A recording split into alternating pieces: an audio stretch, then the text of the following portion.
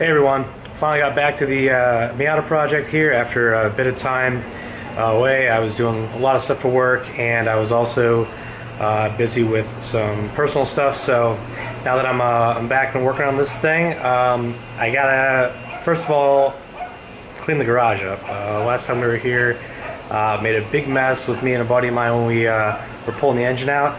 So I gotta clean up this huge mess here. I got junk everywhere, pretty much. The bench also is covered. So what I need to do is just go ahead and get all that stuff taken care of. So I'm gonna go ahead and clean that stuff up, and hopefully I can get start getting this engine torn down today.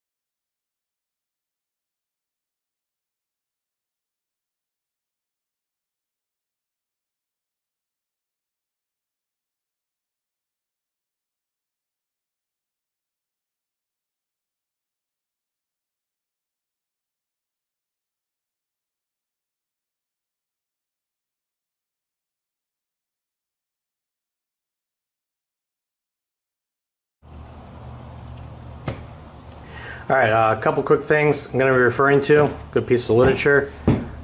This is the enthusiast shot manual for the Miata. It's a 1.8 liter, so this pretty much covers all the NA and NB Miatas. Things may be a little different on the later models, but for the most part, this is going to give you a whole lot of great information.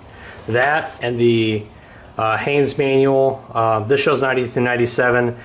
This actually, both of these came with my first Miata, which is an NA. So this one might not be as much use to me now with my NB, but a lot of the same concepts still apply. The engines are almost identical. They just have a couple modifications in how they work. So really, the mounting and a lot of the body work and everything like that is going to be similar between these two. And then this guy is just tons of great information on exactly where everything's at, how to take things apart, and this is actually like how to do it. So this has got a lot more information in it than the Haynes manual. As you can see, it's quite thick compared to the Haynes. There's a whole bunch more information, and I would highly encourage, if you have the ability to grab one of these things, that you do. It's a great reference if you're tearing into your car. Alright guys, so I'm going to take a quick walk around of the engine just to show you what I've got done so far. We tore the engine out of there. It was difficult to film, just mainly because there's two people were required for a lot of this stuff. Getting in there was difficult enough without holding the camera, and honestly, it's not rocket science. It's just pulling the engine out, wiggling it back and forth and slowly dragging it out of there, making sure nothing's attached and whatnot. So really, there's plenty of videos on that already. So just kind of show you where I'm at now. I got the engine out, so let me flip you around here. And so this is the engine. We've got all the fittings taped off so that we could wash it down. We just hit it with a little purple power and sprayed it off with a pressure washer. Just basically all the road grime and stuff off of it. So as you can see, it's pretty clean. I mean, it's mainly got all the road grime, all the caked on oil and stuff has gotten off of it. So it's clean enough that we can actually go ahead and tear it down now without worrying about getting a bunch of stuff into there. I got just a few pieces here and there. Here's the cover plate that goes between the transmission and the engine, exhaust shield. These are the engine mounts from the side of the car. This is a weird little bolt on piece of metal, which I'm not really sure its function, but I'm sure I'll find out. I think it might have to do with the engine mount.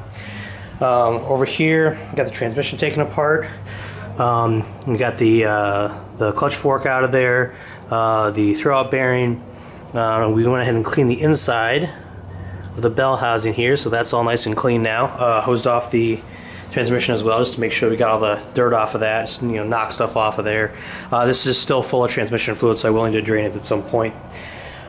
We got the radiator over there, and various others. That's the rear kind of chassis mount that goes in the back. It kind of stiffens things up. And then over here I just got a pile of all the plastics and whatnot. So we've got the fender plastics, there's a relay mount, there's the shifter boot, and a couple of various things like the washer bottle and the air box, air intake tube and whatnot, and the splash guards. So just kind of keeping all that stuff together so I don't have to worry about losing it. Also, most of this stuff is either going to get replaced or reused, depending on the condition it's in. But since this isn't going to be really doing anything until I'm putting the car back together, I can just push it aside since I'm not going to need it. So I went ahead and cleaned out the workspace. I am going to go ahead and fire the parts washer up and start working on stuff. I got the alternator and the starter over here. This is the cross member here. So I'm going to go ahead and test my parts washer out on a couple of things. This side over here, this is all, here's a clutch slave, which I'll be replacing. And then over here we've got all of the fasteners. So as you can see, I showed earlier, these are all labeled so that I will be able to find anything I need. That's not cataloged or anything, but the exhaust manifold cover, there's that metal block, there's the starter bolts, just everything that's got a label, driver's side engine mount. So it doesn't have to be super complex. Just as long as you label everything, that so that you can actually find the correct bolts where they're supposed to go. I learned this from my last engine rebuild, and it's a lifesaver. So make sure that you always label all your fasteners as you take it apart. Something I recommend: get yourself a big piece of cardboard and just slide it underneath the engine. That way, when you're spraying and stuff, when you're making a mess, it's not messing up your garage. All right, let me spray down these bolts real quick.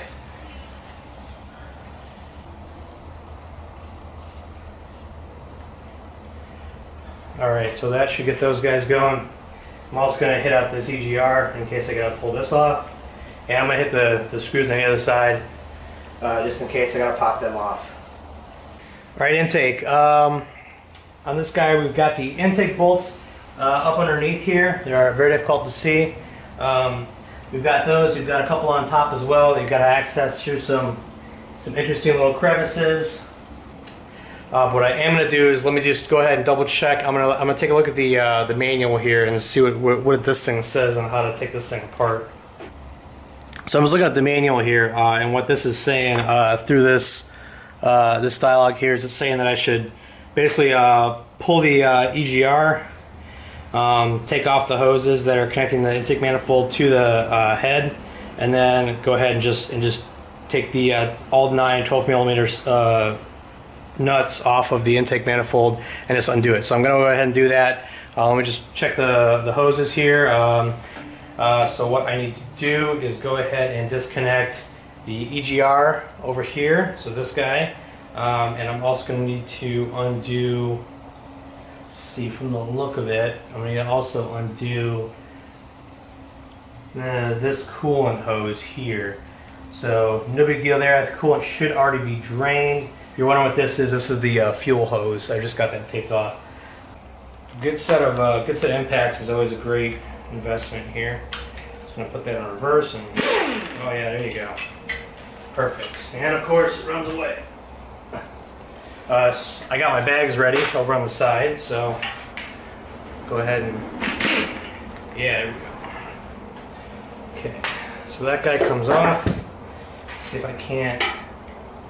Okay, he's not going to really want to come off of there. I'm going to try to pop the other side of that off really quick. There we go. And we'll just shock it off. 10 millimeter to take off. Okay. So this is what I took off of there. This is the EGR tube. This goes from the exhaust side here. And this is the part that I was taking off there. See if I can get it into the, there we go. There's the exhaust side, and that is the intake side. Here, see if I can just, oh yeah, right out of there. So I'm just gonna go ahead and come down the line, take each one of these out. The manual did not specify an order in which to remove these, so I assume there is no order. Go ahead and pull that out. Oh, the one thing I forgot, and after I mentioned it, was pulling that coolant line. So let me grab my pliers really quick and we'll get this pulled. And one of the things you can do when trying to take these lines off is if it doesn't want to break, if you don't plan on reusing a line, you don't worry about damaging it, you can grip it with some pliers and just kind of twist it, and that'll usually break it loose. And then you can kind of twist it off of there. Hoping this doesn't leak everywhere. Nope, looks like it's dry. Alright, that's good. So I will push that down to the side a little here. Now there's a couple I can't actually get in there and get off my fingers, so I'm going to have to get them off afterwards. I'll have to take them off. Once I pull the manifold, they're probably going to fall off. Yep, they're already falling out of there. Alright, so I'm going to go ahead and see if I can't rock this at all. And yep, it's moving. Alright. Is there anything else that's holding it in place? Alright, I am mistaken. There is another piece. So there's a little piece right here. It's kind of hard to get at, but what I'm going to do is just go in there real quick with that 10 deep one and just run it, zip it off. Which might work. Yep, that did it. Okay, I have to remember where that goes since my arms are a little fluffy now. Got one more thing I gotta take out of here. There's a strap along the bottom that holds this oil tube on, which feeds oil into the VVT for the intake. So I need to loosen this strap up, and this just looks like it's just another 10.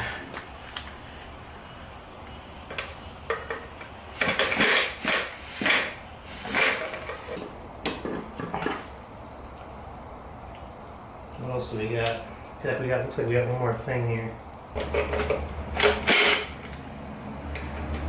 Yeah, that's loose. I think we're to the point where we got everything off. Let me go ahead and try this one more time. Awesome. All right, so there on that bottom side you can see the VTCS butterflies. I think they call it. It's the variable tumble control system. So those are the butterflies that at cold engine temperatures and low engine speeds will close to cause more tumble in the air as the air moves through into the engine. So that causes the fuel air mixture to incorporate better and have a more complete burn when it's still cold before the fuel is at the right temperature to atomize.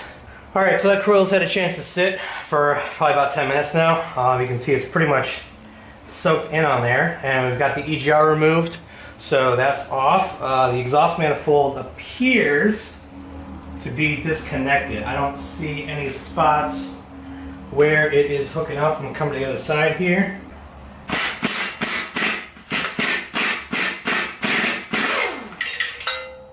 Yeah, that's one.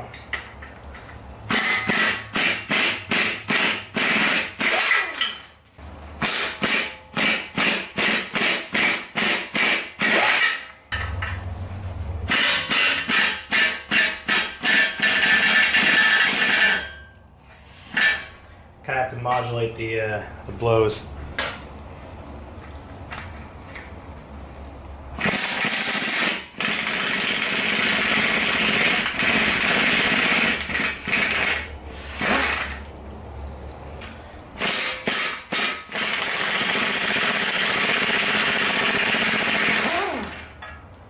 All right.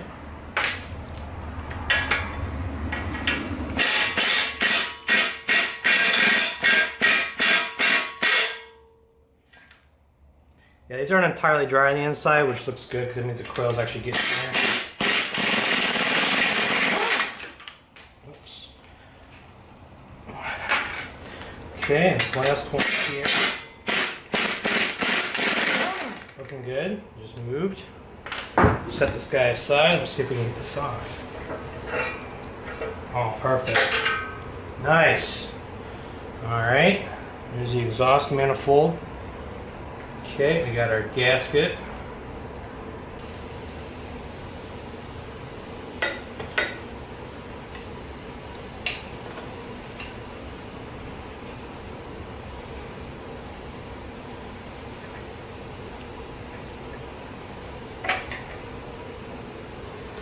Go ahead and get this off here.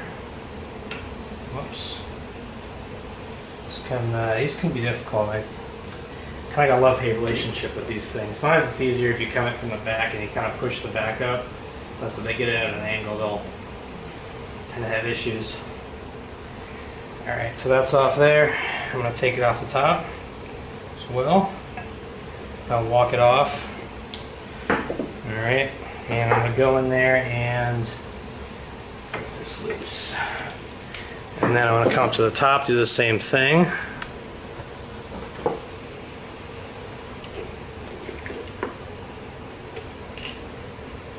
Okay, that's that loosened up. Okay, and do the same thing on the bottom here. This looks like it's getting a little more stubborn. So I can't use this kind of wiggling technique to pull it off. Probably good if you're rebuilding an engine, you might as well replace all these rubber parts because these are not going to have fared well. I mean, if you look at this is really, you know, it's degrading, it's not looking great. So probably better if you just replace this. But I am going to save the spring locks since they're useful. All right, I'm going to pull the other one off of this. Go ahead and, so that's one of the reasons I'm not really concerned with this being a little rough on these guys. Now I'm not using a lot of torque on this. This is just, I mean, I got this. I'm just barely touching the trigger on this. Kind of, oh geez, look at that. Just to kind of pop this off. And impact is better than cranking on it, because if it's stuck, you can impact it off and you can pull that bolt out. You can see the amount of corrosion on this bolt. But there's quite a bit of corrosion on the threads, and if that galls up in there, if that gets stuck, you can snap it loose with an impact usually. But if you're just cranking on it with a wrench, you have the possibility of bending that thing over and just breaking it off. There we go. Now, one thing I should mention about this guy is that this has to be aligned in a certain way. There's tick marks on this ring here, and these little protrusions are read by this sensor. This is a VR sensor, so variable reluctance. So as that spins by there, it's actually red, and that tells the body computer where the engine is in its cycle. So you have a certain pattern that emits, and it uses that to determine when it should fire the spark plugs, when it should fire the injectors, so it knows in which stage the engine's at, which stage of its cycle. Alright, this water pump is still held on here. It's held on by so the water pump actually sits right here. This is the water pump, and the water pump pumps through this manifold here. So to pop this guy off, you gotta separate. I've already undone both the screws, but it's not moving, so I'm just gonna tap with this hammer a little bit and see if I can. Perfect. Took a look in the manual, and the manuals that I have do not say anything about removing this plate. So I'm going to go ahead and leave it in place. Everything I see with the teardowns that they're doing, they leave this plate in. So I don't think it's going to hurt anything. This is just the power steering pump plate, so the power steering pump bolt mounts through here. So I'm just going to leave it, and you know, I mean, hopefully that's fine. I got to take this nut out here in order to get the oil cooler off. In order to do that, I had to actually go out and get a 29mm socket because I do not have one. So take this guy run back down onto there. Alright, so here's the socket, 29mm axle socket, so that should fit right on there. Okay.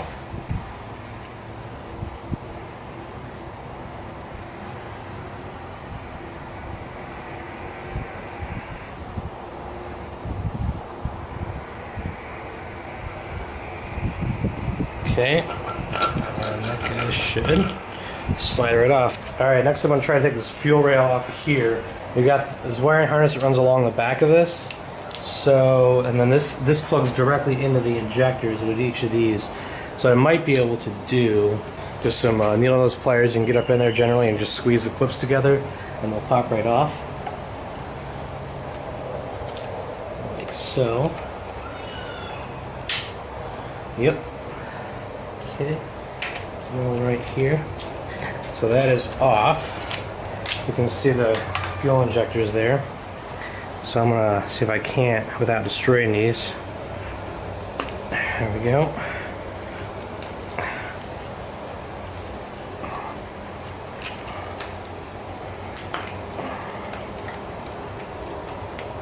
Alright.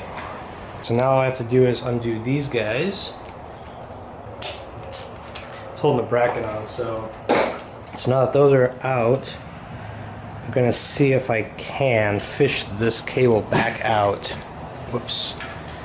Through here, and I may not be able to. This oil tube is hindering my efforts. Alright, so this oil tube's holding on my wiring harness here. So there's a couple things, an oil pressure sensor right here.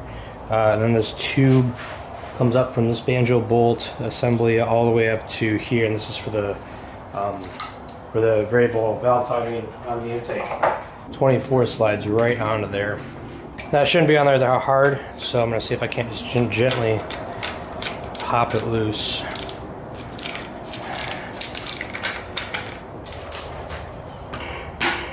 That is really on there. Okay. So I believe this lower bolt's going to be a 12. Yeah. And I'm just using a ½ inch because it's what I got in my hand. No reason. Just going to kind of use this to pull this back. One thing I am going to do really quick is grab my oil pan.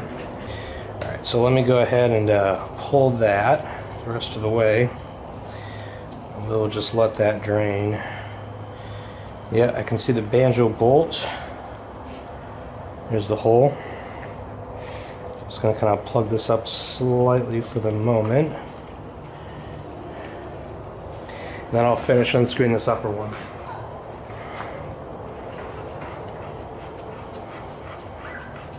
In theory, we shouldn't get much leakage up top because it all should drain towards the bottom. Okay, so there's the upper banjo. Looks like we lost a crush washer, which is understandable since most of these banjo bolts will have crush washers in them.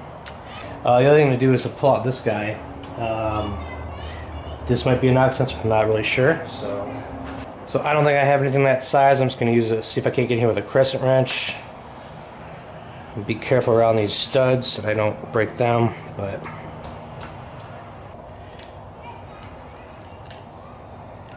looking at this, like a pressure sensor, looking at this might have been leaking at one time just because the top is clean, the bottom is all oily. So that's very possible that this was the cause of the leak. There we go.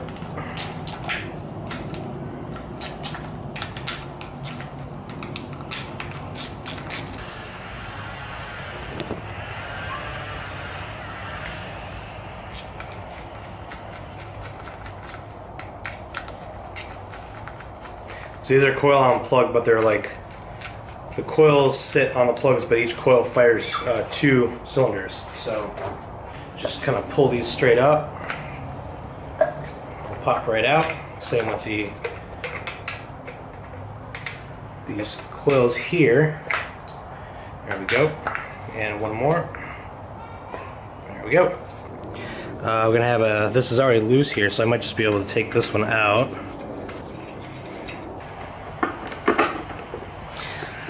And this bolt is also holding, one of the bolts holding on the timing cover, actually 2 of them. So we'll go ahead and loosen these guys up, both.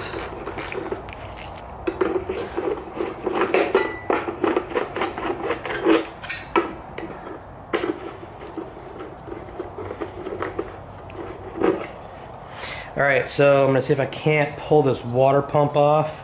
The only problem, so the problem with getting this off is it can be a bit difficult because this wants to spin, so you can use a belt on here to clamp it, or you can just use an impact, which is what I'm going to do. Yeah, I believe these are 10 millimeter.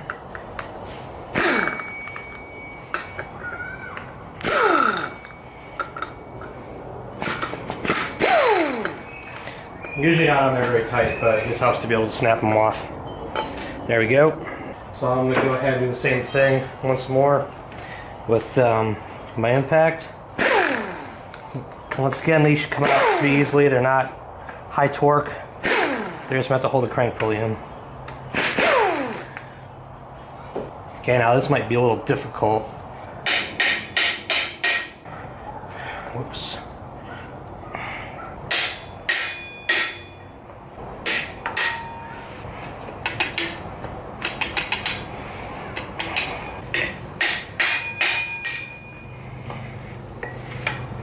I'm tapping on the outside flanges too. Whoops. There we are. Perfect. So not sure if you can see up inside there, there's a bunch of rust right around here. So that's what was actually binding between that and the rust on this shaft here, this pulley boss that sits behind here. That's what was causing the pulley to not come off. This is the trigger wheel, crank trigger wheel. See if we can get him off. Okay.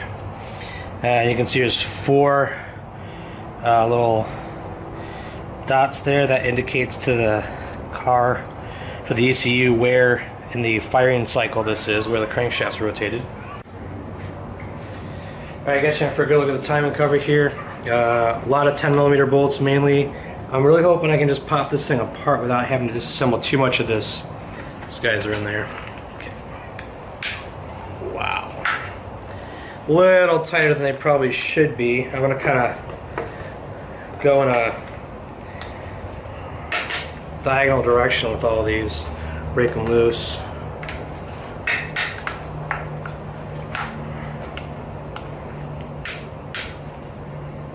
Okay.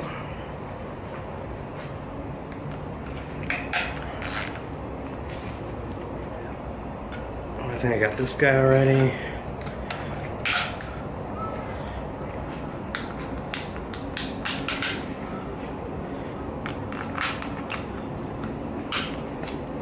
So I got left now are these centers.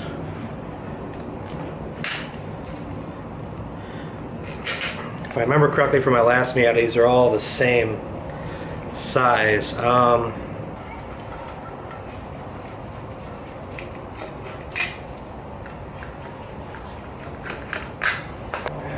It's very hot out here.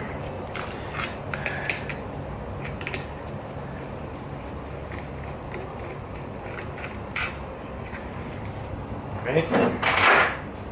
I just took a quick peek online because I was having trouble getting this cover off, and they're saying you just gotta lift it straight up. And so my NA did not have this VVT, but I put it as a post that sticks up, so that it's right inside of this, and so you have to basically lift this off the post. So I'm just going to kind of try to wiggle it and see if I can lift this straight up and off without causing... Oh, there we go. There we go. All right. Really clean. There's no dark oil residue. I don't really see any... It doesn't look like it's had like a lot of, the oil changes have been neglected or anything like that. I don't see any sludge. The cover is now exposed, so this timing cover should just kind of pop right off, as it does. Go ahead and loosen, go around and I'm going to loosen all these up.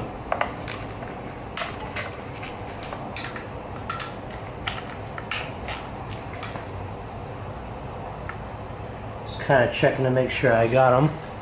I'll go ahead and take each one of these out. So this one has the little cable holder.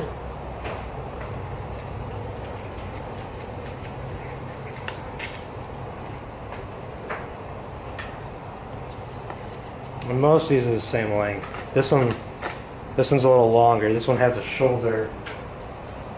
It's a little longer. It's like the upper ones.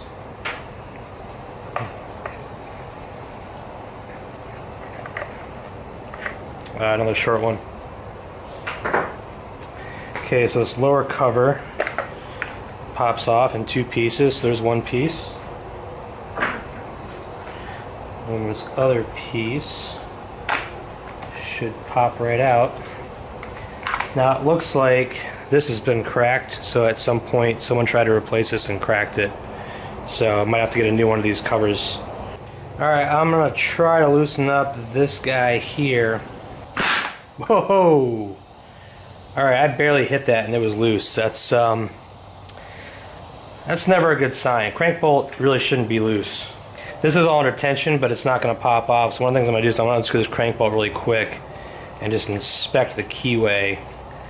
Make sure it doesn't have a loose keyway and it's wearing into the... The answer is no. It looks good. There's no wear. There's no visible wear on that keyway. And it's pretty much recommended that when you put this back in here, you use some like blue Loctite on these threads here. So I will be doing that when I put this back in. Otherwise, I'm going to put this back in really quick just so we can rotate the engine.